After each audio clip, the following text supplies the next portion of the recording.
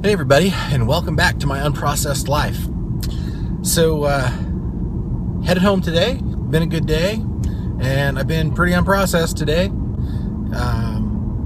I had my green juice this morning, and then I got busy. I didn't have any time for any snacks today, but for lunch I did have my raw zucchini hummus.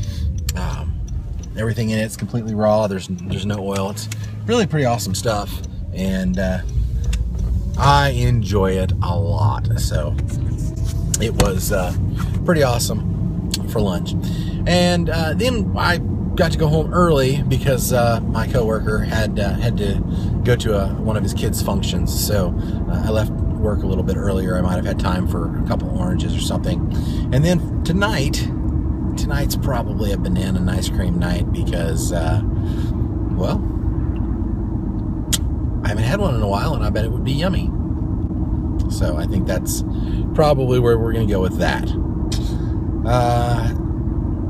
So things have become less eventful over, I had a lot to say early on because there were a lot of challenges that I was dealing with. I wasn't feeling well and so forth. Now I'm feeling a lot better. I'm feeling more energetic. I'm not feeling sick. I'm not feeling detox symptoms or anything like that. So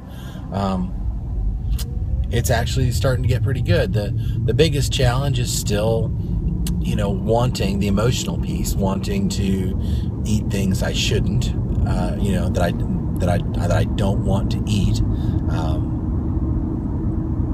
Walking through the cafeteria at work and smelling all of the different cooked foods and so forth. There's still quite the emotional response to that.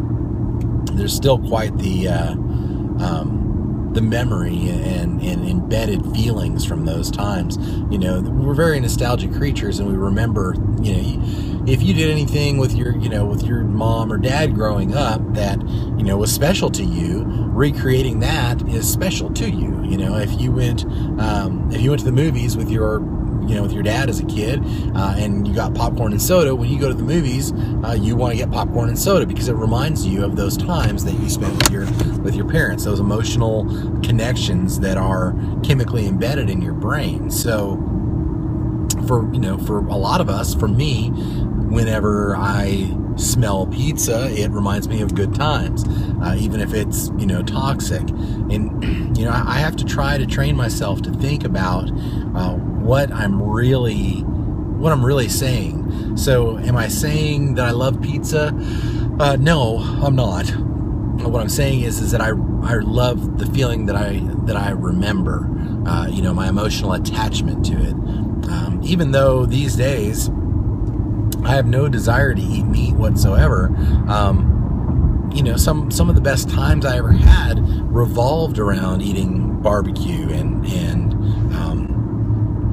especially barbecue, steaks and meat and so forth. So, anytime I smell meat, that immediately triggers chemical reactions in my brain that, make me remember, oh, hey, this was a good time and so forth. And so I forget, that you have to remind yourself, it's not good for me. I don't really want that. I want that feeling back. I want that memory back. And that is how you feel like you can recreate it. And if you think about that, you'll realize that is pretty much a drug addiction mentality. You always want to get there's always a trigger for you to want to get high in some form or fashion, and eating is a form of a drug, or it definitely can be. And I realized the other day when I was shopping, I really love to eat. Man, do I love to eat.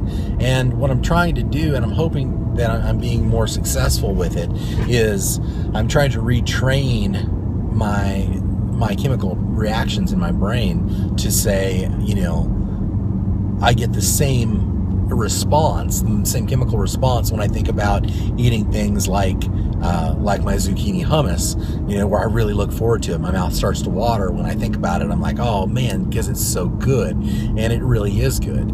If I was to say, oh yeah, I have this, here's this arsenic. I love this arsenic. This is great. I just guzzle it by the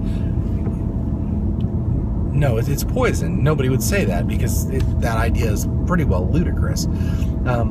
When you start to think about what's in our processed foods, then you start to realize that it's not really that different. It's really poisonous to us, but our bodies do such a good job at trying to extract the best things out of it that it can get, while not killing us with the stuff that's bad for us, that we don't really see those immediate effects. What we see, or what we feel, are the chemical reactions because of the way the foods have been manipulated. And there's a study of work that's been done on this.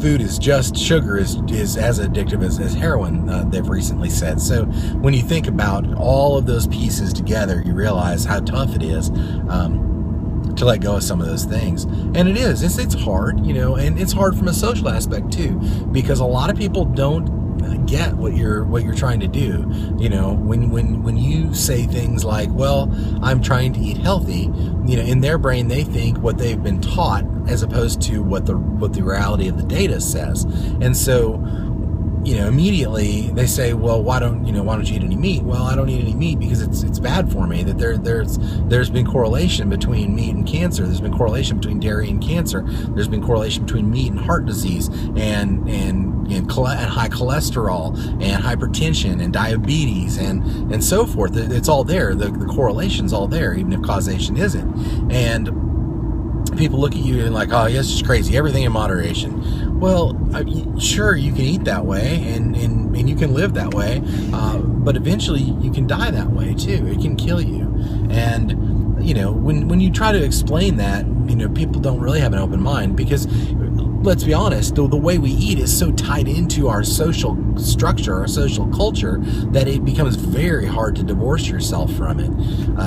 And so if you're in an environment where, you have to work with other people all day, then what happens is you have to some degree defend your choices, because people don't understand and don't care to understand a lot of the time. And even when they ask you about it, and I would say that almost without exception, I would say probably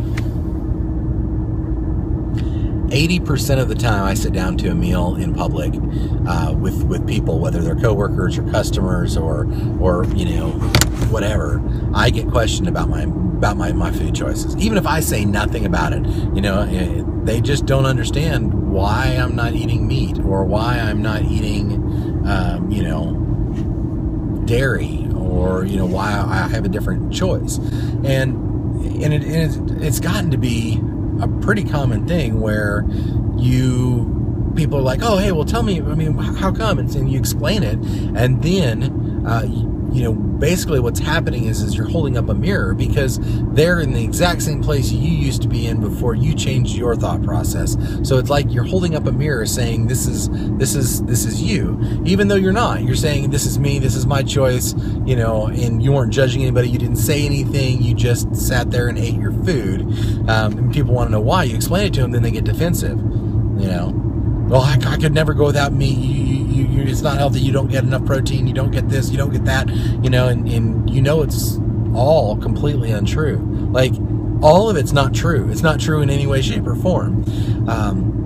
But you have to be really careful, because you don't want to offend people to a degree that they won't listen at all. I don't, anyway. I know that some people like Gary Uforsky, I guess I can never pronounce his name correctly. Some people, that is their mission, to bring up the horrendous atrocities that are perpetuated upon animals. And that's different than where I'm at and what I do. What I'm trying to do is just heal my body. I'm just trying to get healthy. I'm trying to live a longer life for my kids and my wife and my family. That's what I'm trying to do. And all those other things are true, absolutely, and I agree with them. But that's not the crusade that I'm on right now. Now, do I take any and every opportunity I can to to, you know, be an activist on those topics in the right situations. But you know, we are very good at compartmentalizing things in our society. So what we do is, if we don't agree with something, we just slice it off and say, I don't agree with it. So if you come off too crazy, then people completely discount anything you have to say. You know, we're very good about throwing the baby out with the bathwater, which is why the Ornish diet by Dean Ornish never really took off, because people said, well, it's too hard of a diet to do, so even though it works, we're not really gonna do it. And so my take on a lot of this is that, since I have to live in the world and I have to work, you know, outside of a vegan community, or a raw community, or a healthy community, I have to lead by example as best I can to try to help people understand my perspective, even if they don't choose to do it. You know, do I think everybody should not eat meat? Absolutely. Do I think everybody should not eat dairy? Absolutely. Am I guilty of eating meat and dairy? Absolutely. And I've eaten dairy, you know, as recently as a month ago. Even though I've tried to be vegan, you know, for 4 years now. There are addictions that we fight, and then they're tough. And so I agree with all of those things philosophically, but that's not my mission in life. My mission in life right now is to get healthy, and I believe that if you lead by example and you get healthy and people see the change, then they want that change. And I think that's the best way to evangelize anything, whether it's Christianity or Buddhism or raw veganism. If you come across as someone who is rational and competent, and people see your example, that will change the world. It may only change one person's world, but to them, that is the whole world. And that's the way I try to do this. Anyway, I've gone off on a tangent accidentally. This may happen more and more, but anyway, I'm feeling good. I'm feeling great. I'm having a great time with my unprocessed life. So until next time, I hope you enjoy yourself. I'll see you in the morning when you come back and join me again. Thanks for coming. I appreciate you. I enjoy the time that I spend with you. I hope you enjoy it as well. If you have any questions or comments, down below, or email me, or hit me up on Instagram, of course, myunprocessed.life. You can see everything that I eat in a day. I'm pretty good about making sure that everything's got a picture. Sometimes it's repetitive because I've been eating the same thing over and over, but it's still there. So until next time, have a great day, and we'll see you soon. You got a lot of cuteness, don't you? You got a lot of cuteness going on. I thought you said that.